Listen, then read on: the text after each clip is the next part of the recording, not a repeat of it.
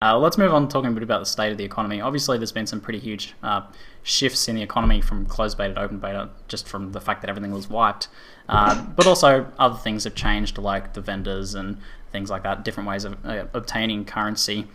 So let's talk a bit about the new economy. How do you go about dealing with that? How have you dealt with that, Krip? I see on your stream that your first stash tab is pretty loaded, but how do you go about dealing with a fresh wiped economy?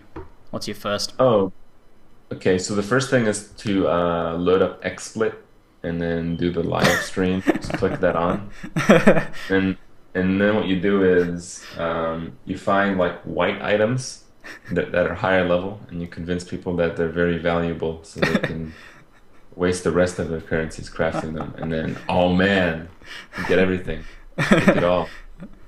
I have White, seen white thicket, Why are you telling one them exalted, Noogie's tactic? one exalted, one exalted. Stop telling them Noogie's tactic, man. Can't spoil it. So that brings up another interesting point, actually, like the effect of streamers and other YouTubers and other influential people on the market. Arioc, it sounds like you have Yeah, some I ideas on have it. some opinions here. Go. Crypto is as tremendous. No one ever buys one ever again because the price goes through the roof. Like, Yeah. You can't deal with the influence. I mean, if you use an item and people see it work, they're gonna want it. The demand is gonna skyrocket instantly. So the effect on the economy is pretty brutal on particular uniques and particular gems. Yeah. But on the other end, if you want to be a big scumbag and just get close to free shit, doing streaming and doing trades that way, you can do that. But at the end of the day, to still have some kind of good gaming experience, you need to limit that at a reasonable level, I feel. Yeah. So how do you is that something you're conscious of when you're streaming? You're like, oh, am I going to influence people here too much, or people are trying to give me stuff? Like, how do you deal with that? I think I get good deals on a lot of the stuff that I buy. I don't think there's any. It's hard to avoid. I don't think. Well, it's hard to give up. Like if you're getting a good deal that's just a little bit better than fair, I mean, I don't feel too guilty about that. But usually when I sell my stuff, I think I get. I mean, if I try to auction off like a really good item, I'll get like an obscene amount. But if I'm just selling stuff quick, I'll just let it go for like nothing. So I think you can kind of be fair by doing both of those things. So getting good deals on stuff and sending good deals back. Well, you Just have the kind of what most. I try, but obviously there's a lot of opinions on the matter that may not, correlate with mine very well. Well, you have the most I think efficient trading system in the game, essentially, being able to reach so many other two players. 5k people. Yeah. Yeah. Crip wants a quality gem, 10 quality gems, no problem. But yeah, I think we're kind of touching upon the same thing. Like even when I'm on Crip stream and I just I shout out like God, I just need a chain, and there's just one guy just comes up to me, he's like, yeah, I can give you one for free, but it's kind of this thing, you don't really want to take it for free, so you kind of have to compensate with something else, like give him gear or something. But I think as me streaming before. As a streamer, you kind of don't want to feel like you're leeching off people, so you kind of want to at least give them something back, to make it seem at least fair, like a fair trade. Yeah, I have a no donations rule. I keep getting quite a few people offering me, and I only YouTube. I don't even stream, so I really can't imagine how much you guys get that sort of thing. But let's move on to. There's been a bunch of sites cropping up lately that either help people with trading or even influence the economy. So the first one is PoEX, and I know Arioc, I know you have some thoughts on PoEX especially.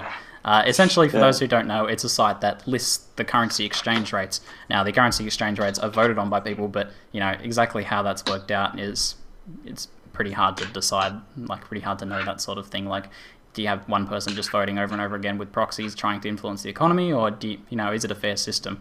I think a lot of the power from that sort of thing comes from the fact that people accept it as a generally agreed upon price. So I think it has a lot of influence. But what do you think, Arioc?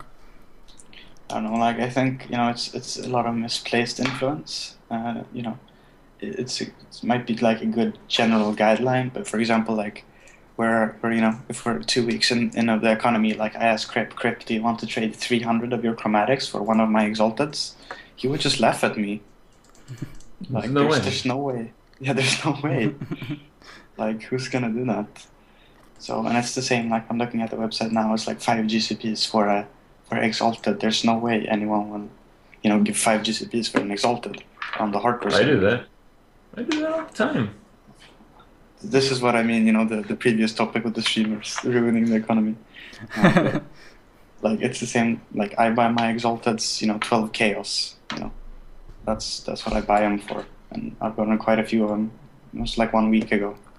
So I think there's a lot of wiggle room on the prices. I think Yeah, for sure. So you have to take it with a bit of salt when you look at PoEX. I think it's such a complicated trading system though that it's hard to fault new players for being like gravitating towards that. I see a lot of things posted on Reddit that it's like a picture that someone's made, an infograph that shows exchange rates, and I'm like, this is valid for probably a couple days ago, but but people gravitate towards that sort of thing. The basis is that a lot of the trading structure is based off of the vendor recipes. Yeah.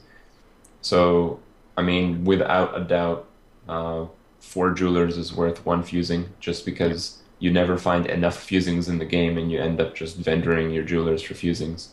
So, there's stuff like that, just hard conversion rates where one currency is more valuable than the other, and it's, you can change it through a vendor. So there's these hard boundaries that establish a structure of the system. And most people know stuff like, well, chaos is twice as valuable as an alch. So they kind of have that, and they attach little things, and it kind of builds somewhat of a picture.